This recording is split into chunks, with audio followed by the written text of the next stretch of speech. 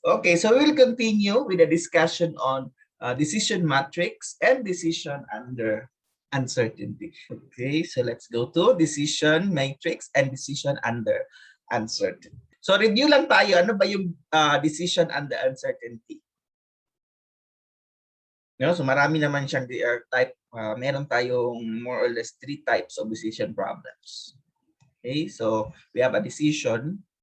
So it's either a decision under certainty and decision under uncertainty. So what we mean by certainty is that we know what would be our state of nature. So the true state of nature, alam na natin.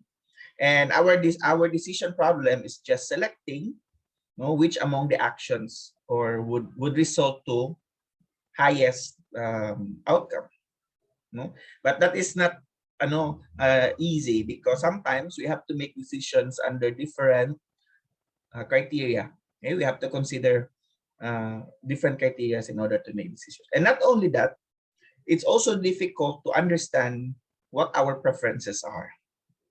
So basically, decision theory under this certainty, or decision problem under certainty, it's more of like studying our choices or studying our preferences, and whether our preferences are consistent, or we have to ask whether our preferences are consistent with rational decision making.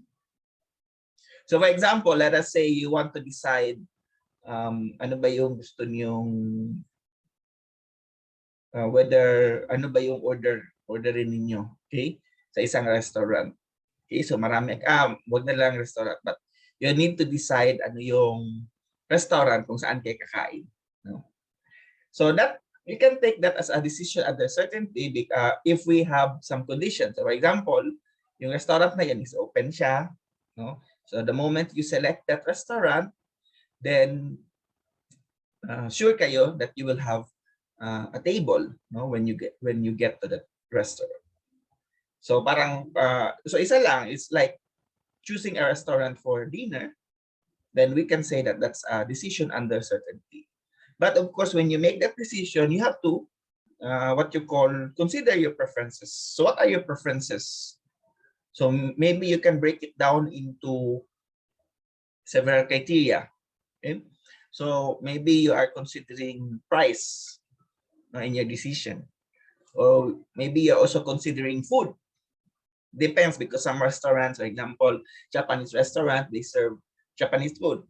Okay, Korean, they also serve Korean restaurant, Korean food, like that, or Filipino restaurant.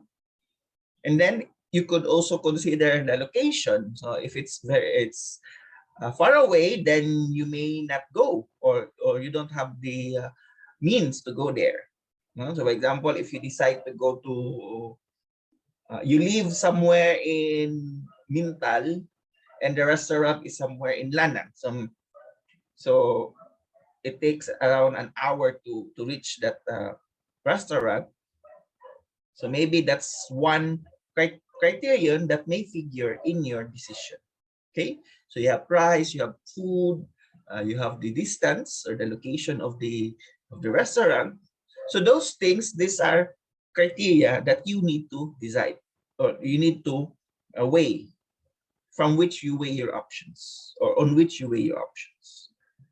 So that's basically certainty. Okay? We will discuss that a bit later by studying what we call preference values, or preference functions, or value functions. And then there's also the decision, what we call uncertainty. Okay? Or preference, or decision uncertainty. What we mean by uncertainty, you already read that. Okay, so there are basically 2 types of decision under uncertainty. So we can further divide decision uncertainty. So one common denominator of decision under uncertainty is that there are several states of nature that might happen.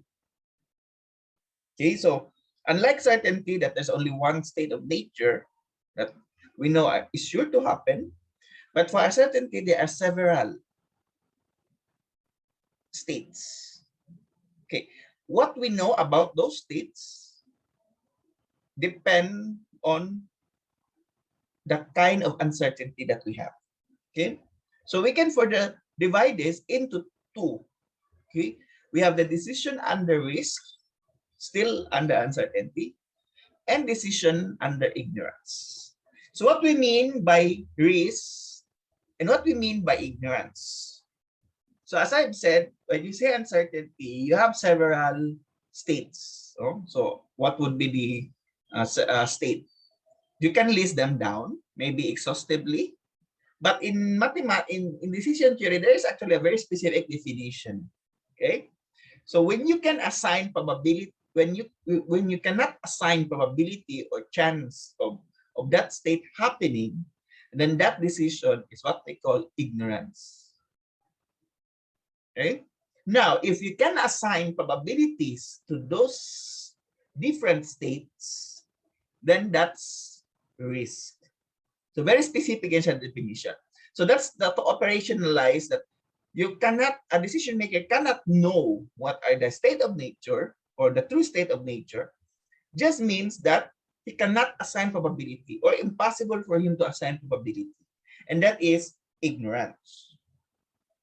Now, if you can assign probability, then that is risk. When do we encounter this type of decision problem? Ignorance, risk. So in many decision problem involving, let us say, gamble, it's a lot of them are actually decision under risk because we can know what are the set of possible outcomes and we can assign probabilities to each one of them.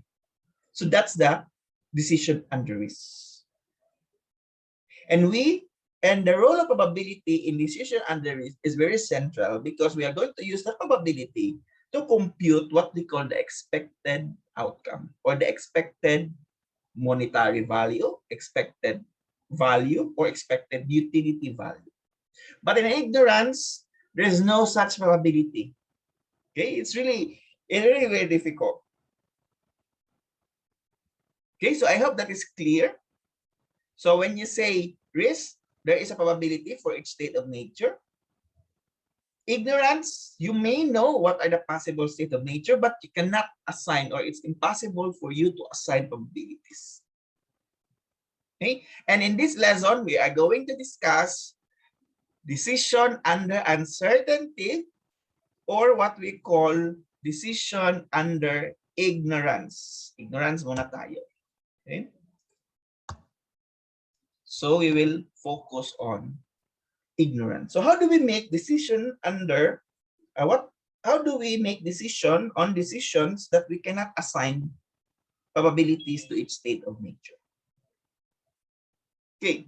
So but before that, we are going to review how do we construct a decision matrix. So a decision matrix is basically a representation of a decision problem.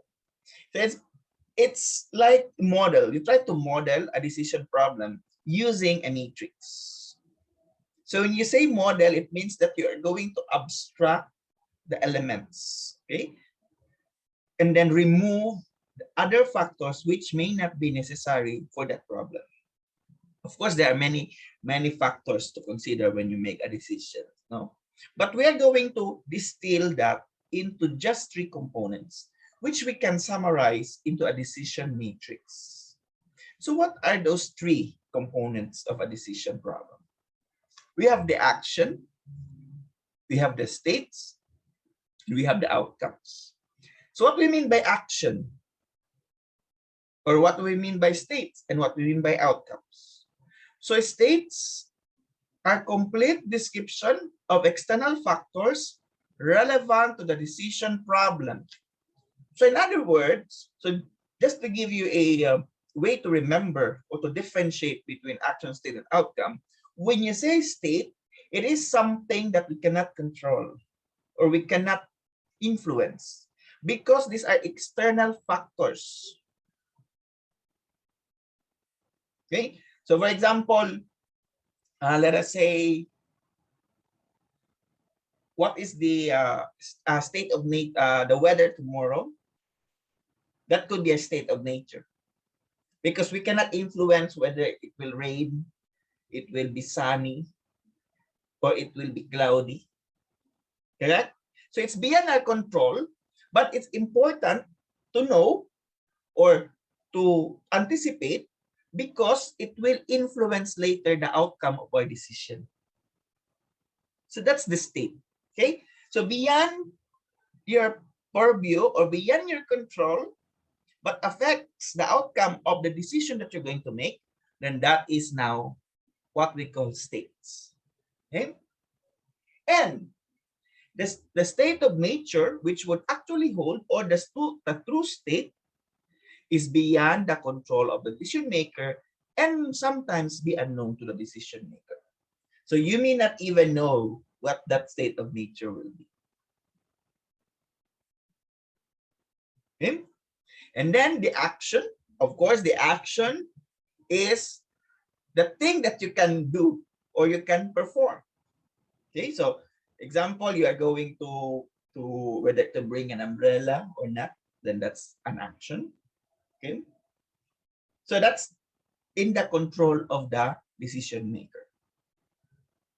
Okay, and even if you do nothing, that's still an action, considered an action, because sometimes in decision problems, there is one action that may mean that you do not need to do anything. Okay, and that is part of action. And outcome here is defined as a consequence of the combination of action and state. So for example, if I'm going to bring an umbrella and it did not rain, what will be the consequence? I will be carrying my umbrella the whole day and I look stupid because I bring umbrella when it's not raining. So that is the outcome.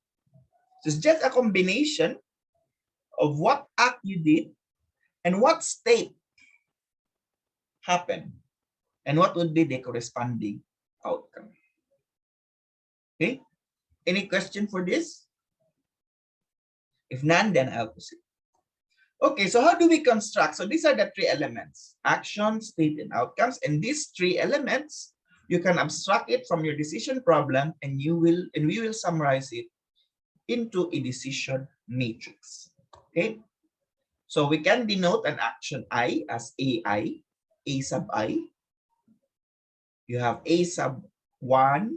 If we have like M actions, possible actions, then we can denote the first action as A1, A sub 2, until A sub M. And this is put in our rows. These are the rows. Okay. And for the state of nature, let us say we have state of nature J. BJ means that state of nature J. Okay. So if we have N state of nature, then we can denote the first state of nature as BJ. So this is just BJ, B1, B2, BJ, and B until BN. So this is just a labeling, okay? So, but you have to be consistent when you label. So if that is now B1, then that state of nature should be B1 all throughout the discussion. Okay? So remember that this is just a labeling of your state of nature, same way that AI is the labeling of your outcome, action. Okay? And the combination or the consequence or the outcome of action and state, you can denote that as YIJ. Okay? So if the action is I and the true state is J, then you denote this as YIJ. Or if the action you decide to perform is A1 and the true state of nature happens to be B1, then the consequence is Y11. Note that these are actually predetermined. So you can actually determine this based on the action and based on the state of nature. So that's very easy. That's the decision matrix. That's it. Right? No question. Okay, good. Next. So let's have an example to make things clearer. So suppose there's an insurance agent. So sino nga dito yung scholar ng isang insurance company?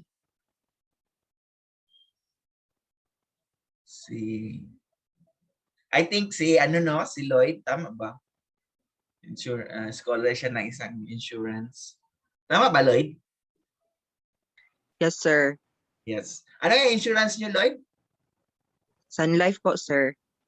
Nag-offer ba ang Sun Life na car insurance or life insurance lang? Wala po sila actually gi-mention about sir. Wala, dili ko sure about, feeling na ko kay part ata na, sir, sa napod atay ka ng sa kanang property, sa health, and okay. I think health, life, di ba, usually? Apo. Well, I know yung sa AXA, meron silang car insurance, meron din silang life, tsaka health. So I'll just use AXA na lang. I hope dili ka ma-offend, Lloyd, if I use AXA because I used to have my car insurance under AXA. Okay? Sure, sir, no problem po. So suppose na someone, let's say we call him Leo. Okay, Leo offered you a car insurance. Okay, that is worth 14,000. So a year. Okay. So when you say insurance, it's more actually can be a so the decision here is of course mamaya na pala yan. So ano muna natin yung problem. Basahin muna natin. Let's just read the problem first. Okay, in case your car is stolen or destroyed and you bought the insurance, you get 1 million coverage. Okay, so this is actually a good, I mean, it's a bit expensive, but you get a 1 million, no, based on your current car appreciation sa price niya. Okay, appraisal value ng car mo. So you get 1 million. Now the problem is you represent the decision whether to buy insurance or not using a decision matrix. So what are the states? What are the actions and what are the outcomes? Remember that the decision problem is whether you buy an insurance or not. Okay. Okay. What are the states? Kiefer, for this problem. Sir? Sure. Yes, what are the states that you don't know, you have no control of, but relevant to the decision problem?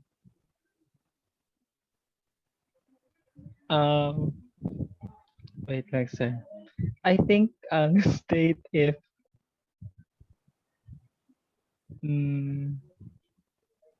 Sige lang, go lang. There's nothing wrong giving the incorrect answer. Yes. I think the state So, is if just to help stolen you. siya or destroyed. Huh? What are the states?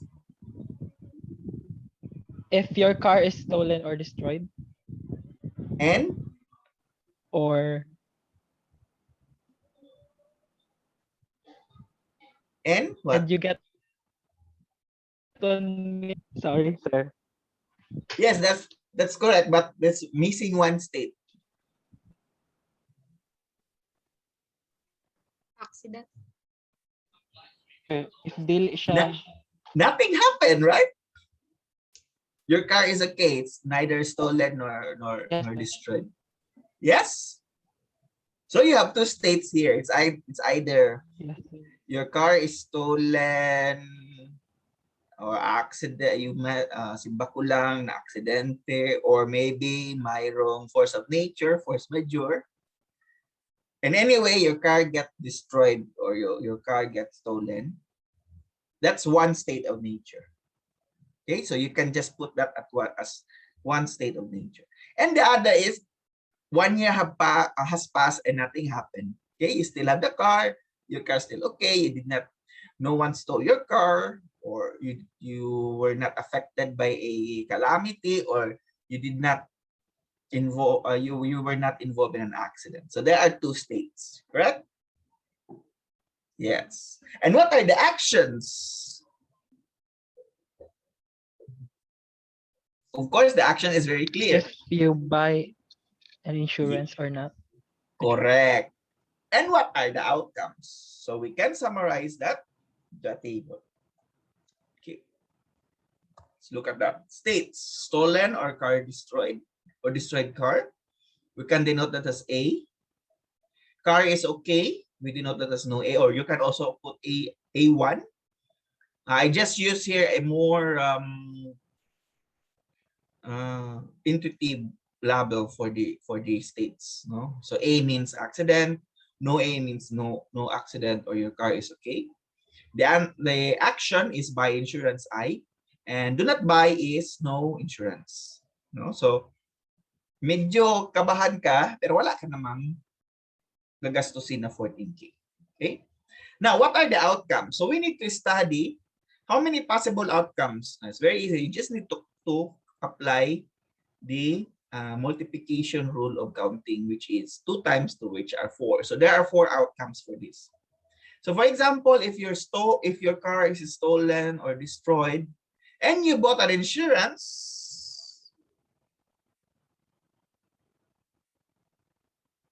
you get 1 million and a destroyed stolen car. Remember that the outcome here must be holistic. Okay, it must include all increases or decreases. Okay, so you just don't say I have 1 million. It's not enough because you have a destroyed or stolen car. So that's it. That is the outcome. Okay, you have accident. You have an accident and you have no insurance. What you get? You have the 14K because you did not buy the insurance, but you have a destroyed or stolen car. How about no accident and you bought an insurance? Your car is intact, but you lost 14K because you paid that to the insurer. Right? And how about no accident, and you did not buy? Your car is intact and you have 14K. Of course, this is the best, no? But you cannot know if this will happen with certainty because it is influenced by the state of nature.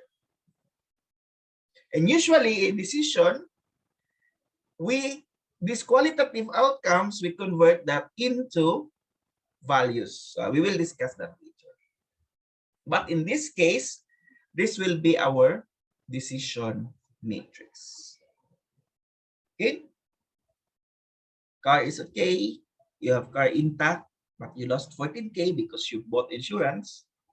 You did not buy, your car is intact, and you have 14K.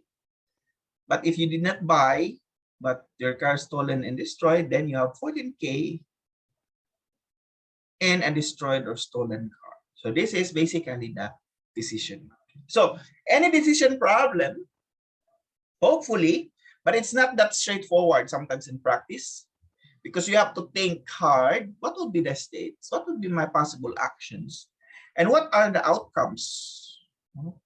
It's not very straightforward in practice. So it's good that you practice, you do a lot of practice to construct this decision matrix, because ultimately this representation would dictate the outcome of your actions or the outcome of your decisions.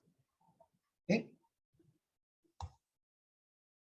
So decision matrix, as applied mathematicians, we'd like to deal with numbers. So ito hindi naman siya naka-number, but we want to convert this into numbers because numbers we can manipulate. We cannot manipulate this. Okay? We cannot even compute expected value because these are not expressed in numbers.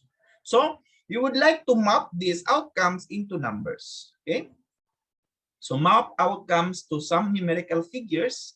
Hence, each outcome is now associated to a value, and we call that V, or we denote that as V. Okay. As I've said, certainty, state of nature is determined. Risk, there's probability. Ignorance does not have probabilities.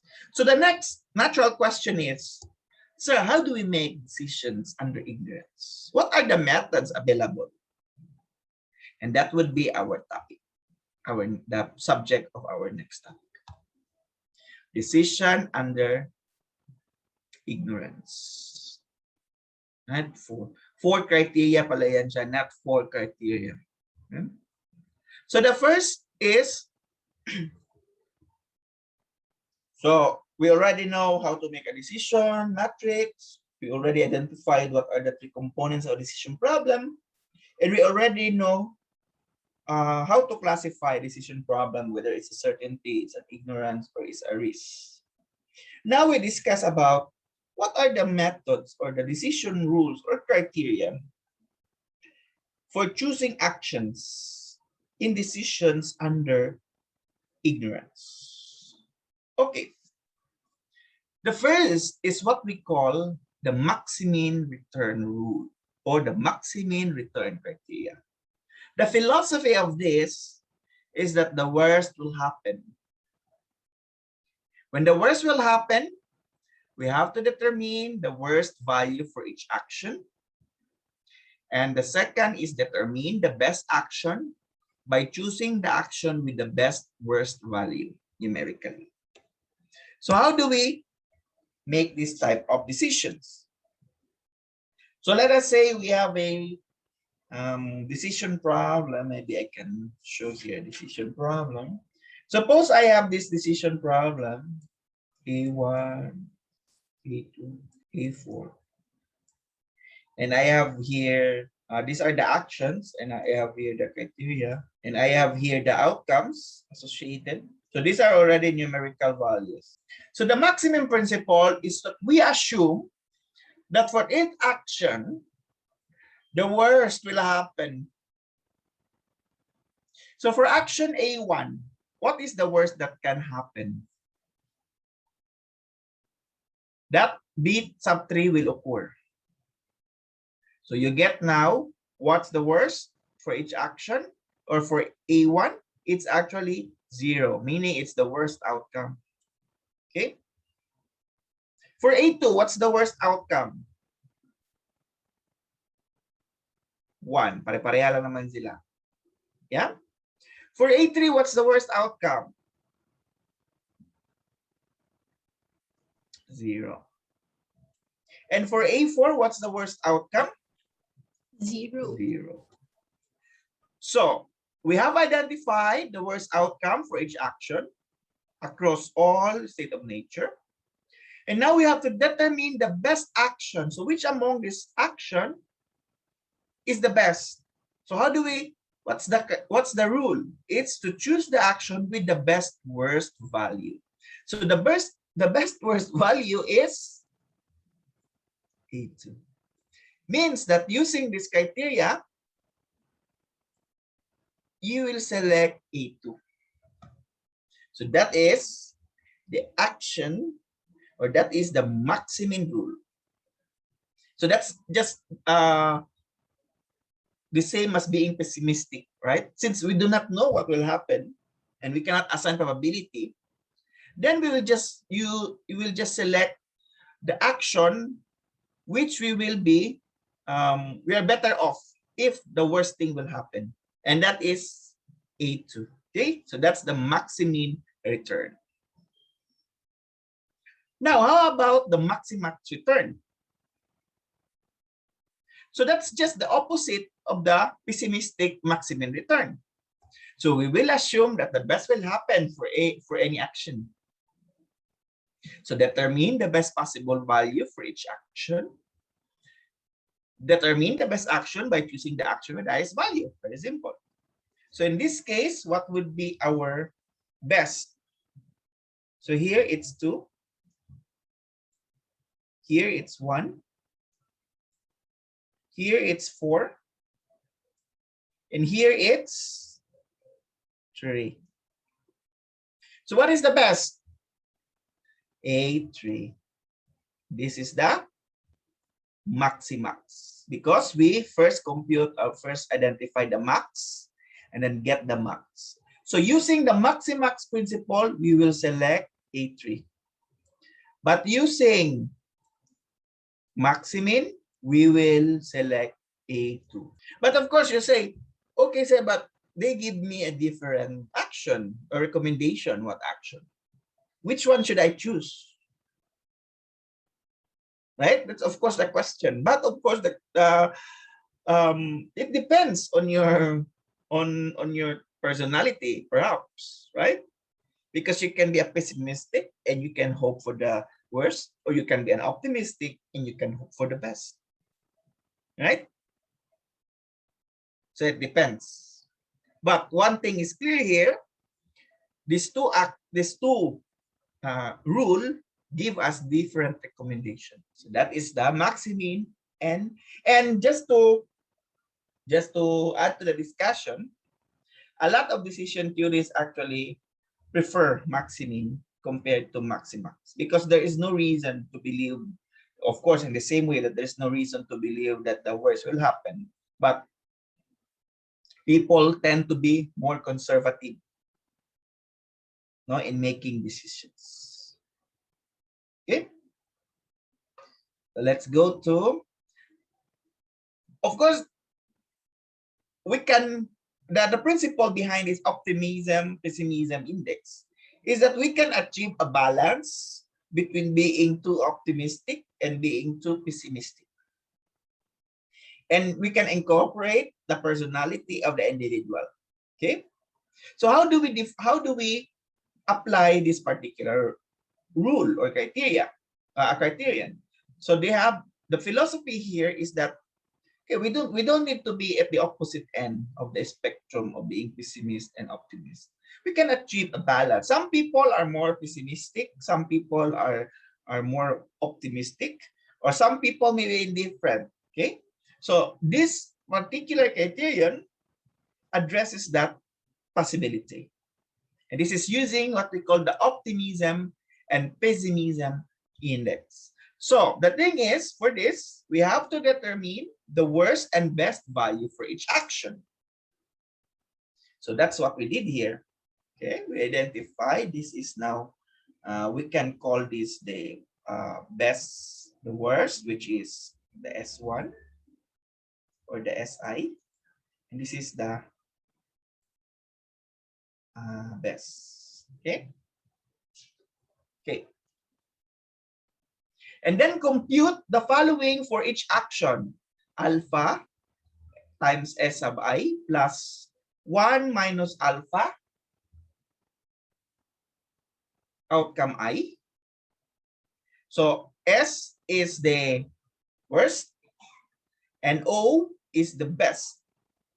And then choose the action that maximize this computed value. So ano ba yung nakapa-maximum dyan? Yun ang ating pipiliing action. But there is now an added value that we need to determine. And this is the alpha. And this is what we call the optimism and pessimism index. And this is specific to the individual and should apply to all problems. It just means that if that is your alpha for this problem, then that should be your alpha on other problems. You should be consistent. Hindi pwede na, for example, si IV, ang alpha niya ay 0.1 sa isang problem, tapos sa ibang problem naman 0.2. Hindi pwede ganon. Because it's something that is unique to the individual. And it should be consistent because we want to be consistent. Correct? So the question is, sir, how do we determine this alpha? For example, in my case, how do I determine this alpha? So what we can do is to use this particular decision problem. Okay? Remember that we are using this to determine alpha, and if that is our alpha for the decision problem, then by assumption, this should be our alpha for any decision problem. Okay? So determine alpha such that the individual is indifferent between the two actions. So consider this decision problem, you have only two actions. Two actions is two state of nature. And for the first action, first state of nature, we have 1 as a outcome and 0. And we have VV. So it means this is actually our, that will be actually our alpha. Once we determine what would be our V. Okay. So our alpha is just the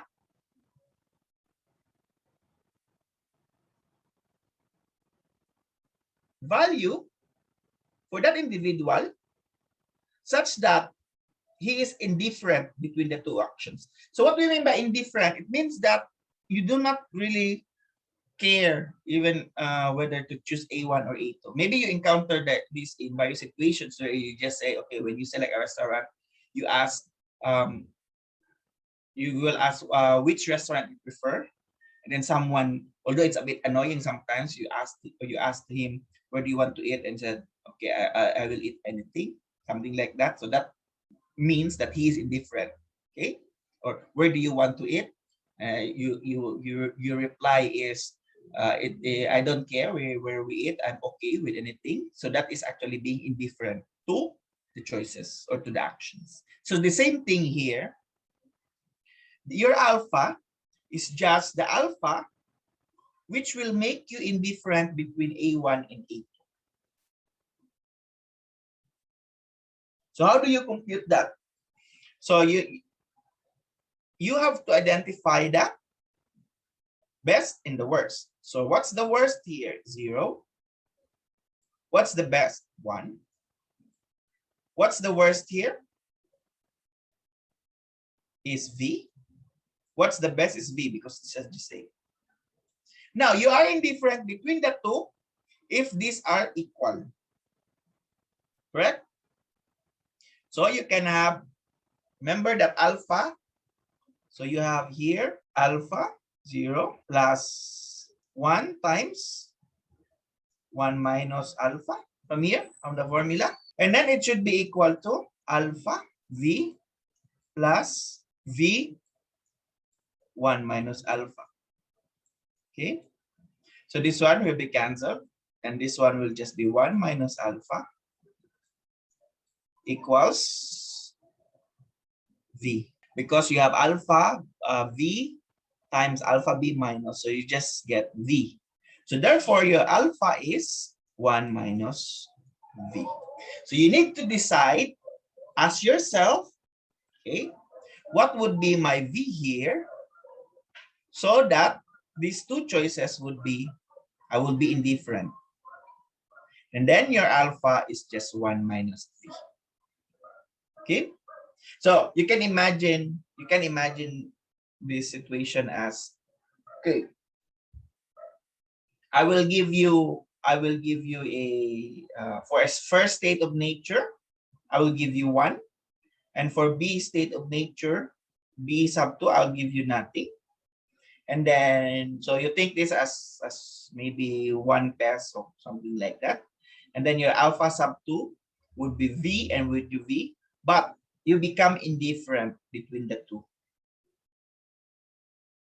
So what would be your V there? So for example, if I say, okay, maybe my V here is 0.8. And here my V is 0.8. It means that I am indifferent between the two choices if the V here is 0.8. Okay. So if I have to, maybe what's easier for us to understand is you can take this as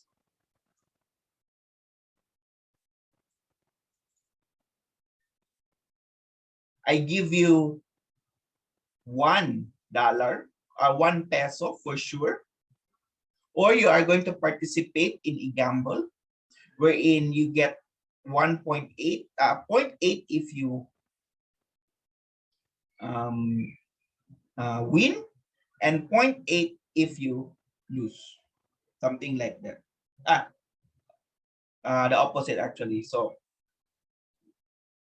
if you lose, you get nothing. If you win, then you get 1. Okay. Here, if you lose, you get 0.8. But if you win, you get 0.8. So something like that. So what would be your V in that case? Then our alpha here is that 1 minus 0.8 equals 0.2. Okay. So that would be alpha that you're going to use. So this means the higher your alpha, okay, the more pessimistic you are. The lower, the less pessimistic you are.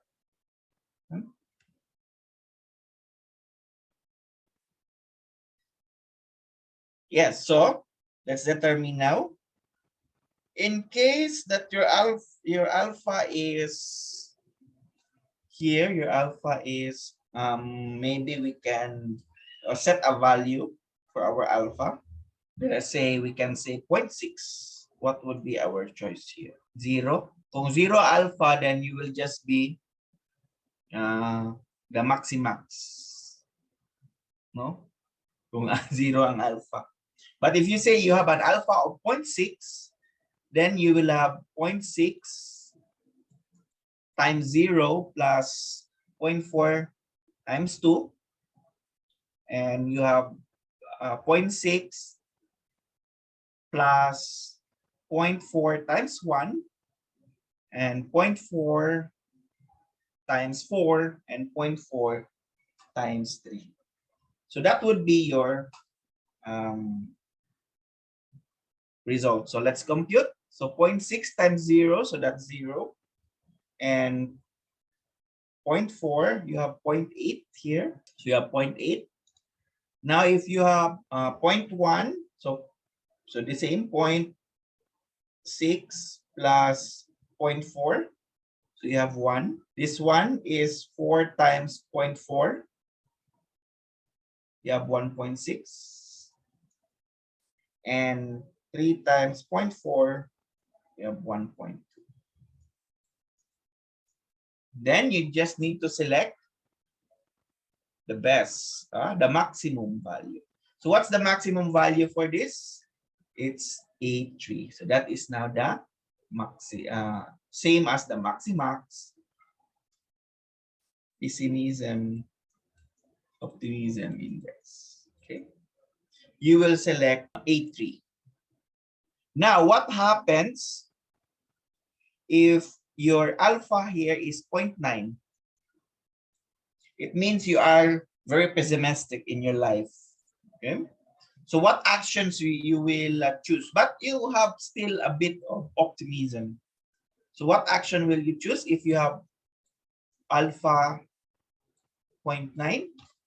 So 0.9 times, no, 0.1 times 0.2. This is now 0.02. And this is, of course, 1. And then 4 times 0.1. You have now 0.4. And 3 times 0.1. You have now 0.3. So if your alpha is 0.9, then you will select maximum A2. So this just shows that your alpha controls, no, your level of pessimism or optimism. So the higher the alpha, the more pessimist you are. So the result here coincides with the maximum. Okay.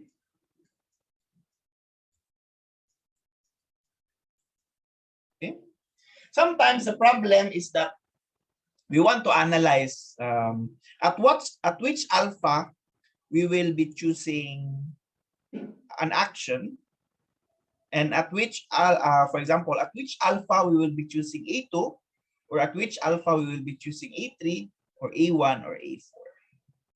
So can we compute that? So it's like setting up a threshold. Okay.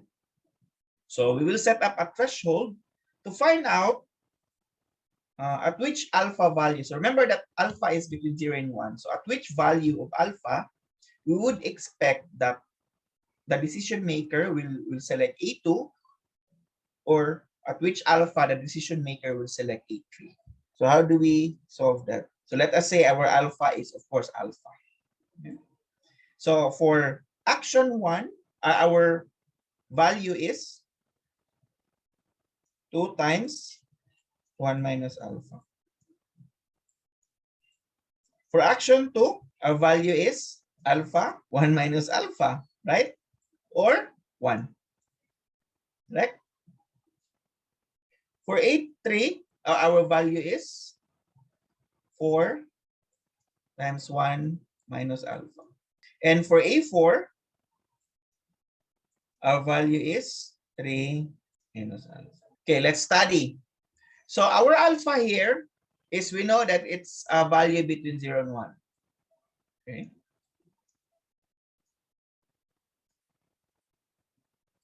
Well, it should be not 0, because if it's 0, then of course we'll just end up with the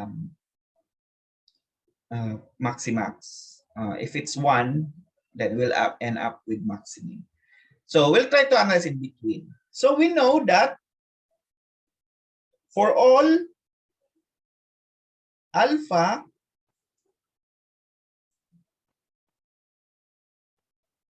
we have, this is positive, right? This is also positive.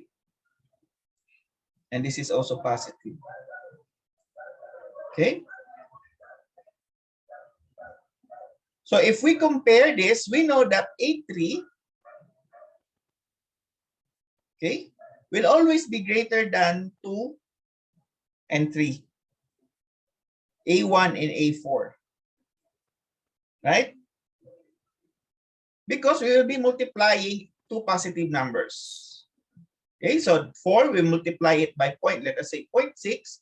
Of course, it's always greater than 3 times 0.6, and it's also is always greater than 2.6. So we know that we can eliminate this. Okay, actions. So we end up with 4, 1 minus alpha, 1. Now we have to decide at which alpha this value will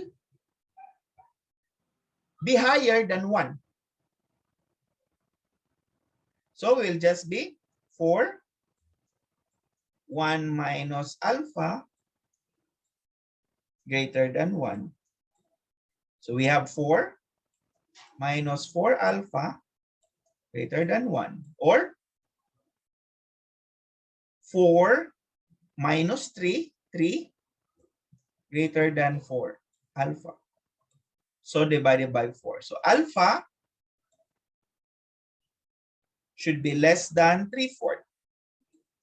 If, so for all alpha less than 3/4, we will select this action.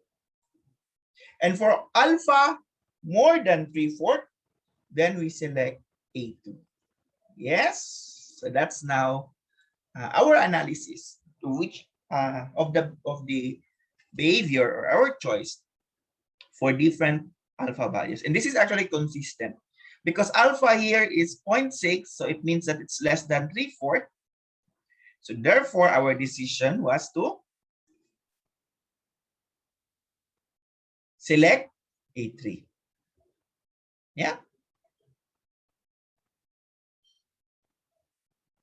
And here, since our alpha is 0.9 and it is greater than 3/4, then the decision is to select A2. So yan lang, titingnan niyo lang, yung threshold pala is 3/4. Kung less than 3/4, for this decision problem, your alpha is less than 3/4, then you will select A2. A3. If it is more than, then you select A2. Okay? So that's the pessimism index, which tries to strike a balance between maximin and maximax. Okay, now we go to minimax regret. So what's the idea here? So instead of looking at the value of the outcome, some decision theorists reason that we should be also looking at our regret, because for example, you go to a certain Japanese restaurant, and then that food turns out to be not as good. Then you just have to say, okay, I regret coming here. I should have chosen Korean, the Korean restaurant in our choices. So you are looking at minimizing your regret. Okay, so you have to to choose an action which will minimize your regret. That's the idea of minimax regret. So how do we deal that? How do we deal that one? Maybe another motivation is that an example is whether to bring a umbrella or not. So which of those actions will minimize or will result into a minimum regret in case you do that action? So for example, if you bring an umbrella and it did not rain, maybe it's not that big deal for you. But if you did not bring umbrella and it rained so hard, then maybe that's a very big deal for you. So you decided that you just bring an umbrella because by bringing an umbrella, whether it will rain or not, I will have the least regret. That's the idea of minimax regret. Okay, so how do we apply this criteria? So the criteria is just to determine the regret for each value for a given state of nature. So before we are looking at actions across all state of nature, here we will look at for each state of nature. First, we're going to determine the regret. So how do we determine the regret? We will solve that later. And then after you have determined the regret, you take the maximum regret for each action and then choose the action that has the lowest regret. Okay, so how do we solve that using this problem, decision problem? So for state BI, so we will just deal here with positive, okay? Because in the book, they actually deal with negative, no? And of course, you just have to take in mind that when you say regret, you're actually trying to minimize it, okay? But either you work with negative or you work with positive, you will end up with the same choice, okay? If you just apply the steps here, okay? So let's look at this table. So for this action or for this state of nature, okay, let's have a short break because I think my voice is lost. Let's come back at 5 minutes, okay? Before we continue with the regret. So we have the minimize regret, okay? So let's go back to our example. So for each state of action, we need to select the we need to first compute the regret. It means that if that action were not selected, then that would be our regret. Okay. So in this case, so how do we compute regret? So to compute regret, you just need to find the highest outcome and subtract to that highest outcome the outcome for each of that action. For state of nature B1, the highest outcome is 2 and associated with A1. A1. So that's 2. So what would be our regret if we select A1? We regret nothing. No, because that's the highest for that. So we'll just put there the 0. So I'll just put it beside, okay? So I'll just enclose it in parentheses. Now, if we select 1 and B1 happens, what would be our regret? Just 1. Good. Now, if we select A3, we get nothing. So our regret would be 2. Okay. And same with A4, our regret is 1. Okay. So we'll just continue in that reasoning, okay, to get the regret. So for B2, what would be our regret? Here, it's because the highest is 4, so it's 2. Okay, how about 1? What is our regret? Na gusto mag-answer? 3. Good. Here, what is our regret? 0. Yes, good. Ala, ang galing niya na. Dito? 1.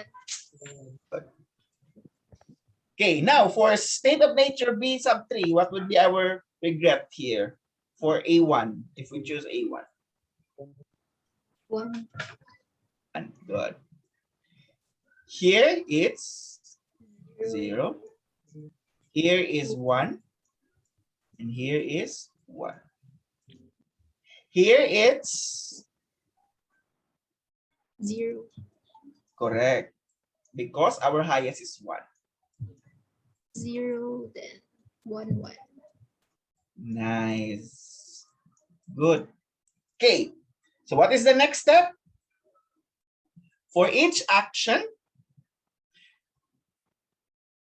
so we have already identified the regret for each of the outcome. Now, for each action, we are going to select, okay, the value with the highest regret. Select that value with the highest regret.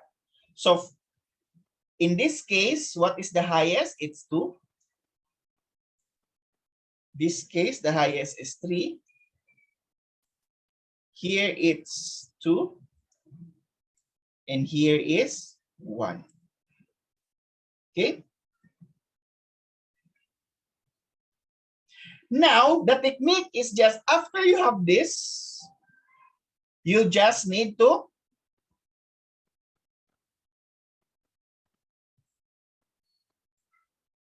select the action with the lowest regret. And that is 1. And that is associated with A4. And this is now the minimax regret. I'll just put here regret. Okay.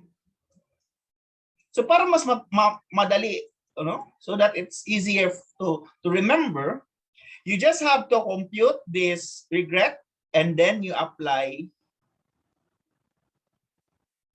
on the table, you apply the minimax regret. Okay, so here you select the best, okay, the best for each, and then you select the worst.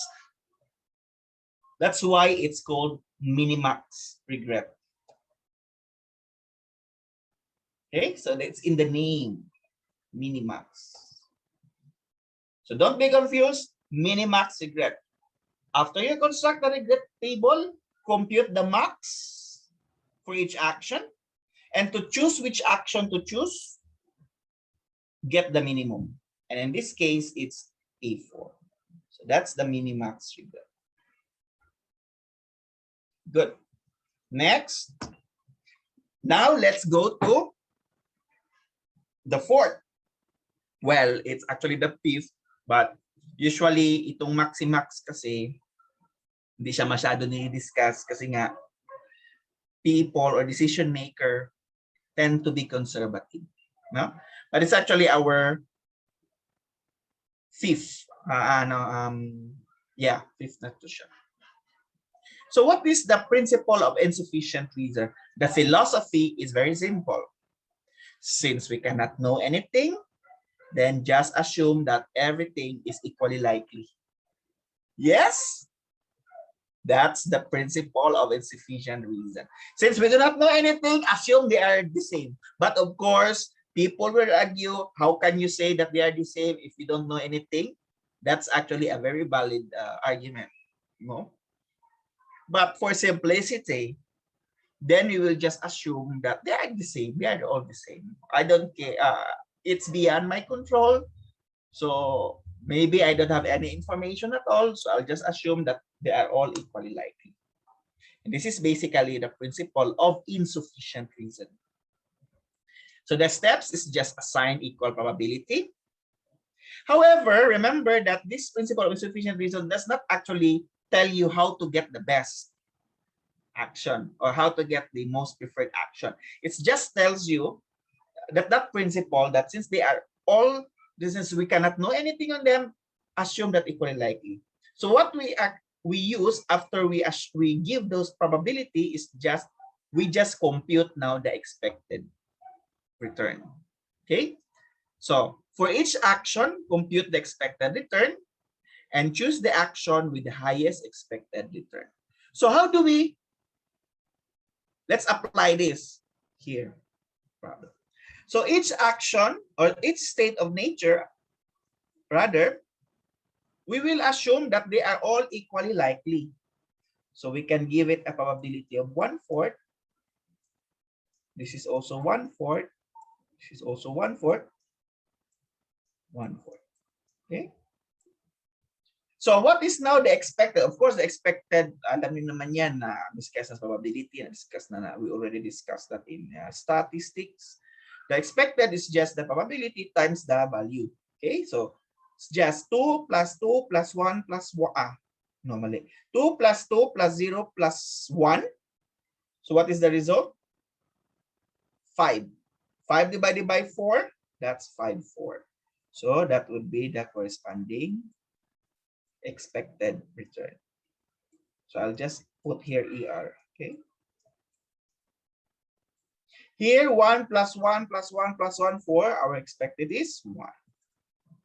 Here, 0, 4, our expected is 1. Here, our expected is 1 plus 3 is 4, our expected is 1.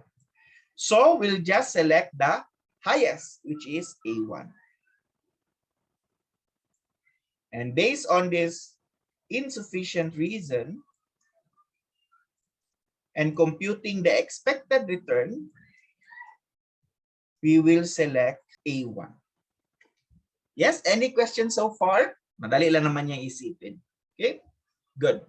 So napansin ninyo, what did you notice? Itong mga decision criteria or decision rule na ginamit natin, they tend to give us different preferred action, right? Or different recommendation on what action to take. That's actually a very unfortunate.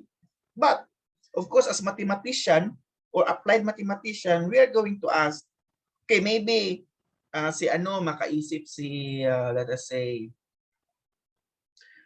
makaisip si Bernido ng bagong criteria, no? Makaisip siya, ito, mas magandang criteria ito compare dyan sa Maximin, Maximas, Graph, Laplace. Makaisip siya. Si Alex, makaisip din siya. Si Montalvo, makaisip din siya ng kanyang bagong ano, no? Of course, we have to ask ourselves, saan ba dito talaga ang gagamitin natin? That's the next question. If we are faced with a decision problem, which among these criteria gives the best decision? And that is now the topic of our next lesson, which is the properties of a good decision. And we will derive later that there is no good decision rule for decision under ignorance. It means that no matter how hard you try, you cannot find a decision criteria, hindi yung pessimism, optimism index, hindi yung sufficient, maximum, or any of those decisions. Wala kang makita na criteria that is actually good in the sense that it will satisfy all properties that we define for a good decision rule. We will prove that later. But for now, isa-isahin muna natin. Let us first establish criteria on which to judge whether a specific decision rule is good or bad. Okay? Para itong sinasabi nating okay, mag-come up muna tayo kasi marami kasi tayong methods. We have a lot of methods. We have Maximas, regret, we have a lot of that. And of course, as a decision maker, I want to know which of these I will use. So that is again a decision problem. Para siyang loop. No, it's again a decision problem of which criteria. So we need to decide now, ano yung mga criteria ba natin? So let us first take a step back and let us discuss or let us agree what is a good. How can we judge a good decision rule? And this is the topic of our next lesson. This is our topic next. Properties of a good decision. Okay. what are the criteria of a good decision? Of course, we would require, ang first question natin is, if we have a rule, so start na tayo, if we have a rule, should this rule just gives us the best?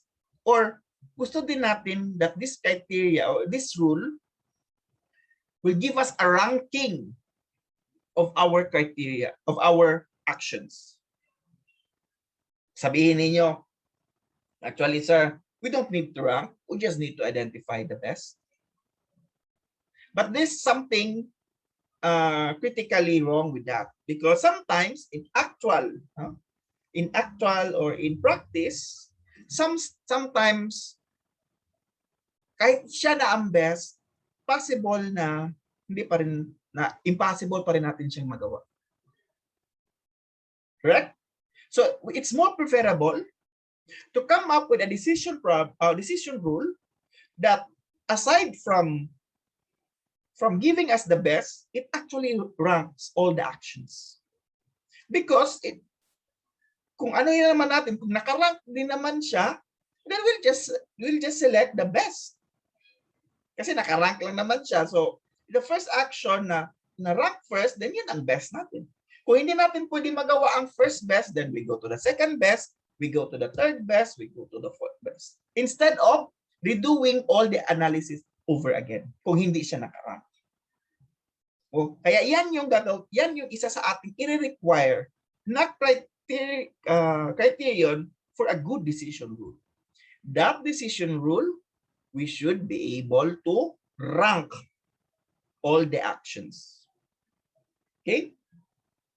And another, of course, is kahit na hindi siya nakarank, kung sabihin mo best, you can even do a ranking kahit best lang yung binibigay niya. Kasi pwede ka mag-compare ng, for example, if you have 4 actions, get the best. So let us say the action 1 is the best, so you remove it.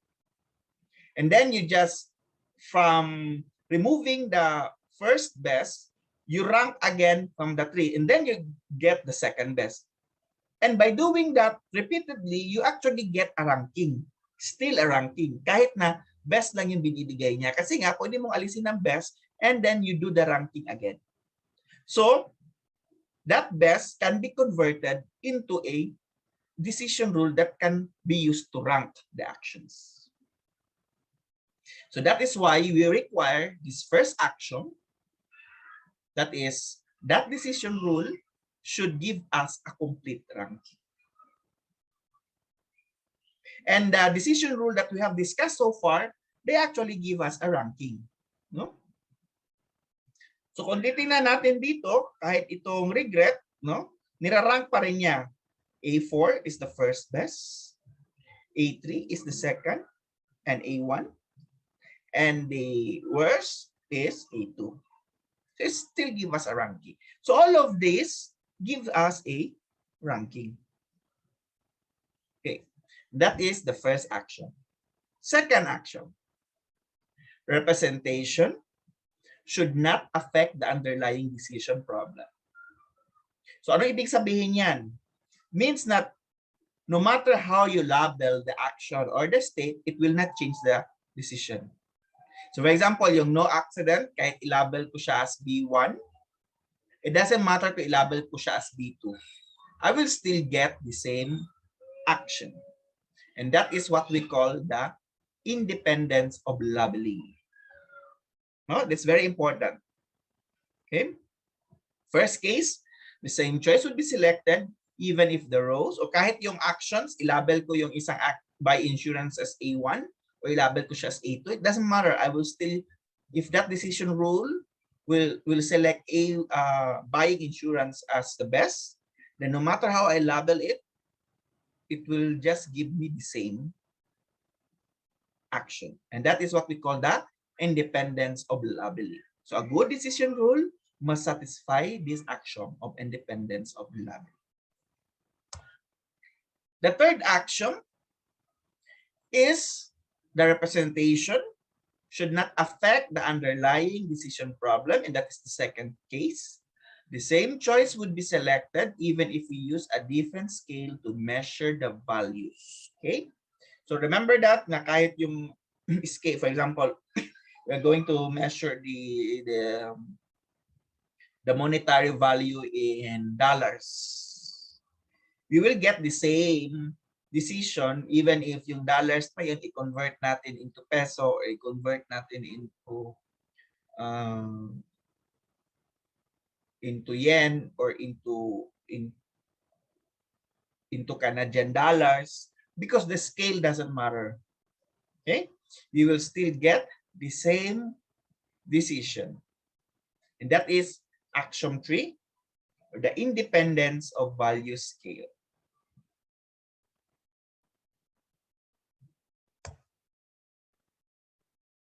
Criteria of a good decision rule. If an action is better than another action, no matter what is the true state of nature, then the first action should be selected.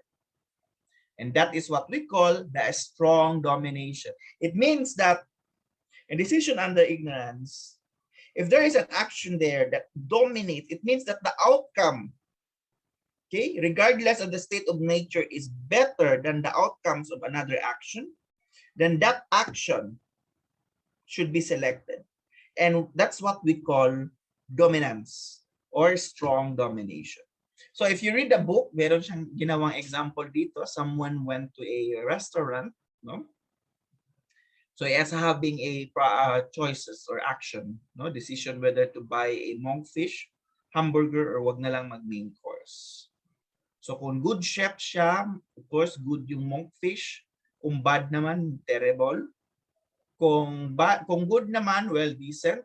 Kung bad naman is kasi hamburger daw is easy to make, so you can't go wrong. Yan yung pagkasabi niya doon sa book. And then no main course naman is, of course, you will be hungry, kung wala kang i-order.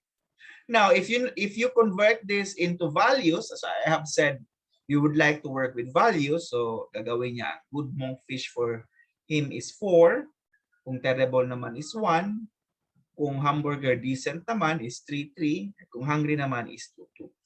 So ito lang siya, is convert lang siya into values. Okay? So as you can see here, action A2 dominates A3 because no matter the state, whether that restaurant has a good or a bad chef, you will still be better off if you choose A2 rather than A3. So that the decision rule, hindi dapat na magkaroon ng decision rule na ang mapili niya ay mas better sa A3 kaysa A2. So bad yan siya. So ito yung sinasabi ng strong domination. Domination. It means that if that action is better, no matter what the state of nature, to another action, then the former action should be selected. Okay, clear ba ang strong domination? Madali lang naman siya. Okay? So kung meron kayong decision rule na hindi nag-apply o hindi nag-satisfy sa action 4, then that is a bad. So do not pursue that decision rule. Okay? Next. Action 5, this is very well, isa ito sa talagang very controversial na action, no? So dahil controversial siya, we'll just continue our lecture next meeting kasi 4 na may class pa kasi ako. Just read the book para mayroon kayong feel kung ano itong independence of irrelevant alternatives. Okay, ano ba yung ibig sabihin yan? So in a nutshell, it means that your choice between two actions should not be affected by the presence of another choice. Yes. So ang binigay na example usually is, for example, pupunta ka sa isang bookstore or pumunta ka sa National Bookstore, bumili ka ng ballpen and you are choosing between, let us say, Pilot, G-Tech or isang brand. And kung meron lang silang dalawang brand, let us say you prefer the Pilot G-Tech. Now, sinabi ng sales lady, ay sir, meron din pala kaming patchy na na ballpen. And then you suddenly shift your decision to another brand, G-Tech and Pilot G-Tech and yung isang brand, MyTech. my GTEC, my gel, then that is actually in violation of what we call the independence of irrelevant.